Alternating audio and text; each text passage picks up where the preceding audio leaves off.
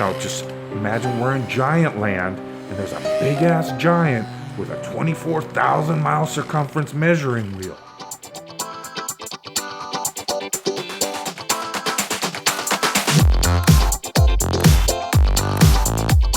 Wow, Pratty Boy here is seriously lost it the last few days. Simply put, he's enjoying the attention of all of this and possibly decided to forego his meds.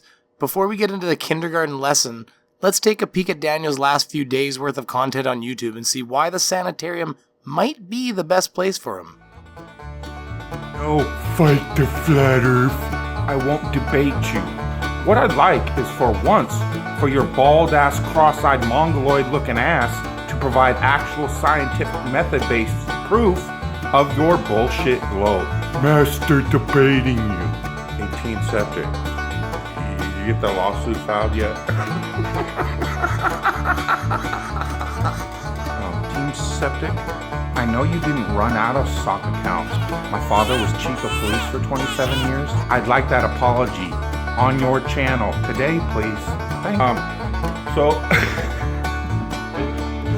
But anyways, gee, I really kind of hope you do file for a claim. Maybe people will wake up to your channel is a hate channel. Real quick, are you starting to comprehend in your slow brain now, Team Septic, why I warned you against harassing me? Oh, Daniel, when will you figure out that what we're really coming by for is to watch the town crazy run his laps before bedtime? And Team Skeptic was right. All I see now when I look at you is a blue snuggie. It's like that moment when someone says something you'd never thought about but is blatantly obvious and suddenly that's all you see. Anyways, let's see what today's kindergarten lesson is.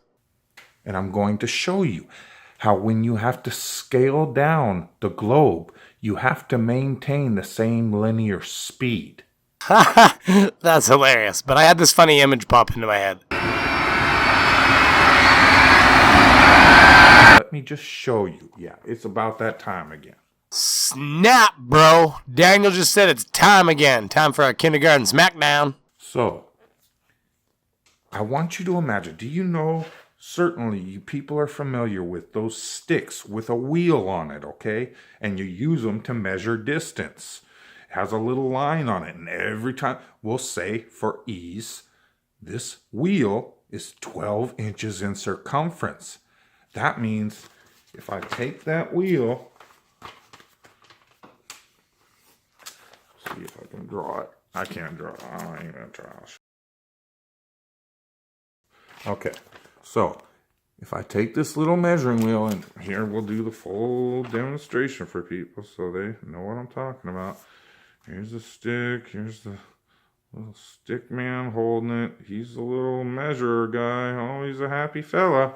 Okay, he's all ready to go do some measurements, right? This is not the scale. Just fucking focus. Don't tell me to focus. You blew that whole scale thing apart already when you said you don't reduce the linear speed of an object when you reduce its scale. It's like a major function of scaling. So, this wheel is 12 inches in circumference, okay? So, every time this line goes all the way around as he's pushing it along, and this is going around, it will go 1 foot. By the time this goes all the way around and comes back there, it will have traveled exactly 1 linear foot.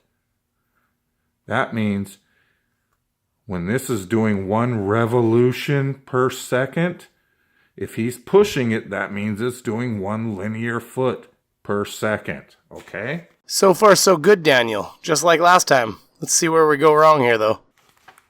So please explain to me why on earth the globogandists would constantly try to convince us if this same measuring wheel happened to be 24,000 miles in circumference, okay?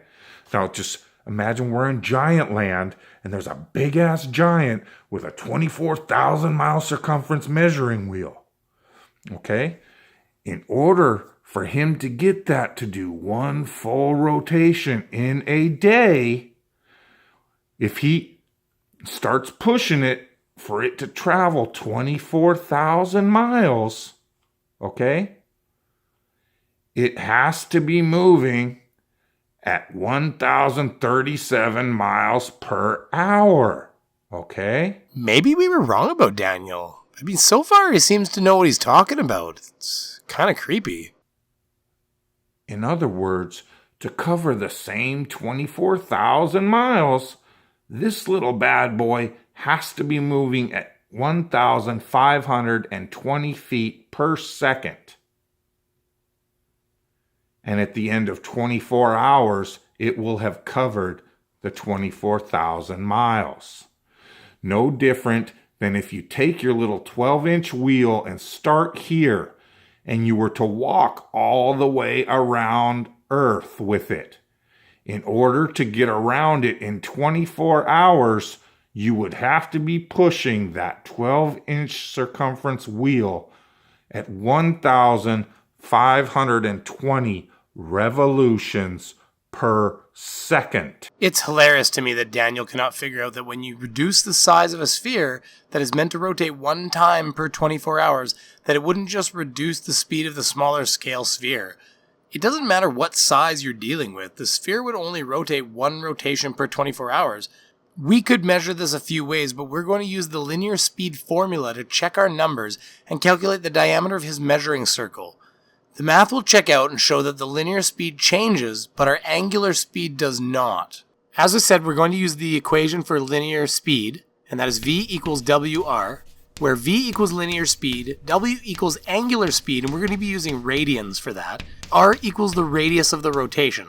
First, we need to calculate how many radians the object rotates in a day. In order to achieve this, we need to use the angular rotation formula now, just to calculate the radians of rotation. And since we know it does one full revolution in a 24-hour span, the time frame we will use is 1 day and cut out all the conversions. So W equals 1 rev a day times 2 pi, so that's 2 times 3.14 over 1 rev, which has W equals 1 times 6.28 over 1 rev, and that's essentially 1 times 6.28 divided by 1, so that just equals W equals 6.28 radians per day. Now, in order to keep going, we needed to figure out what the radius of the ball that Daniel Pratt is using is. Since he gave us the circumference, we can use math to figure it out. Here we have the equation R equals C over 2 pi, C being circumference, R being radius. R equals 12 over 2 times 3.14. It brings us to R equals 12 over 6.28. Ooh, 6.28. Hey, anybody that knows anything about math knows that that's a good sign. Repeating numbers. It's usually a theme. And this all brings us to R equals 1.90986 inches radius. That's a tiny ball. He's only got it's like a 4-inch ball. So to finish this all off, we go back to the original equation and we punch them in. We have V equals 6.28 times 3,959 miles, the radius of Earth, and that equals 24,862.52 miles a day, which is awfully close to the accepted circumference of the Earth. And then you follow that with the fact that we had to calculate Pratt's brain size using the same calculation, and we got the radius at 1.909 by doing other maths. So now we have, oh my goodness, look at that. Did he say it was a 12-inch ball? Everyone, don't forget to smash subscribe, hit like, and maybe leave a comment and let me know what you think of all this Pratt madness while you're at it. And I know I made it a simple equation by making our revs 1, but, Earth only revolves once in a day, so what the hell else was I supposed to do? Do it in seconds or milliseconds? That's just stupid. We're trying to differentiate ourselves from Pratt here. Come on. I don't want to join the team.